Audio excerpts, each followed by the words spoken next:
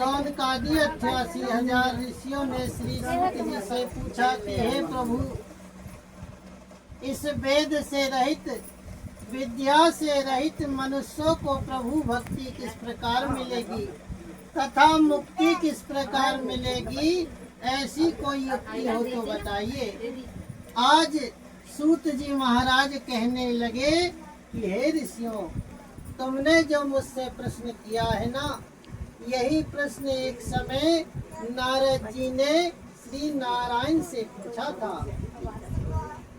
जब वह तीनों लोकों में भ्रमण करते करते जब वह नारद जी मृत्यु लोक में आए, तो वह क्या देखते हैं कि आज वह अनेकों प्रकार के दुखों से जीव वह दुखी है।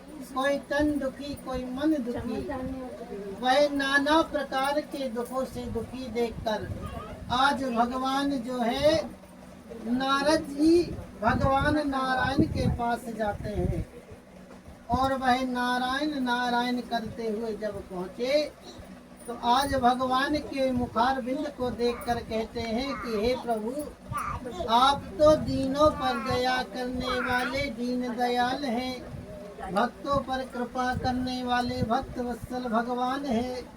आपको मेरा कोटि कोटि नमस्कार है। हे प्रभु, आपका आदि है ना अंत है ना मध्य है।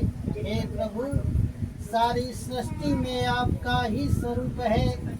आप ही सुख देने वाले हैं, आप ही दुख का हरण करने वाले हैं, आप ही अमंगल का हरण करके मंगल करने वाले हैं। हे प्रभु, आपको मेरा कोटि कोटि नमस्कार है। जब इस प्रकार की सुंदर स्तुति नारद जी से नारायण ने सुना तो कहा कि हे नारद मुनि, आपके मन में क्या है और किस काम के लिए आगमन हुआ है, वह निसंकोच होकर कहो। अब तो वह नारद जी कहने लगे कि हे प्रभु, आप तो अंतर्यामी हैं, आप सब जानते हैं, लेकिन फिर भी आप पूछना चाहते हैं तो सुनिए। वह मृत्यु लोक में अनेक योनि में जन्मे हुए प्राय मनुष्य अनेक प्रकार के दुखों से दुखी है। हे भगवान, इन जीव का दुख किस प्रकार दूर हो सकता है? यदि आप मुझ पर दया रखते हो तो कोई सरल, कोई सुंदर साधन हो, कोई उपाय हो, कोई जप तप हो, कोई व्रत हो, तो वह बताइए भगवान।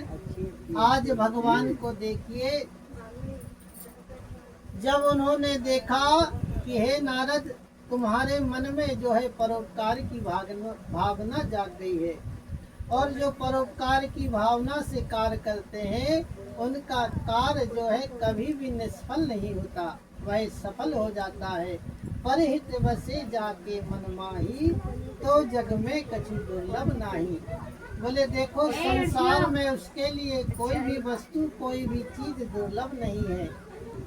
अब वह दुख शोक आदि को दूर करने वाला, धन और धान को बढ़ाने वाला, सौभाग्य और संतान को देने वाला और सभी स्थानों पर विजय प्राप्त कराने वाला, अब मैं तुम्हें वह सत्यनारायण भगवान का व्रत करके मनुष्य तुरंत ही यहाँ पर सुख को भोग कर मरने पर मोक्ष को प्राप्त होता है।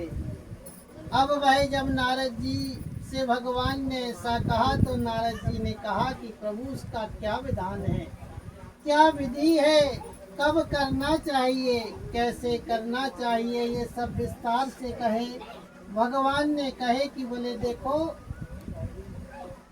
वह सत्यनारायण जी की व्रत की कुल सामग्री, वह दूध दही शहद घी शक्कर प्रसाद फल मेवा मिष्ठान, वह शक्ति अनुसार इच्छा अनुसार जो भी सामग्री तुमसे बन जाए, वह भगवान के लिए मन से वह इकट्ठे करके वह भगवान की पूजन करें और हो सके तो परिवार बंधुओं को बुलाए, अपने भाई बंधुओं को बुलाए, रिश्तेदारों को बुलाएं और ब्राह्मणों को बुलाकर श्री सत्यनारायण जी का व्रत करें और हो सके तो पान प्रसाद उन्हें वह वितरित करें।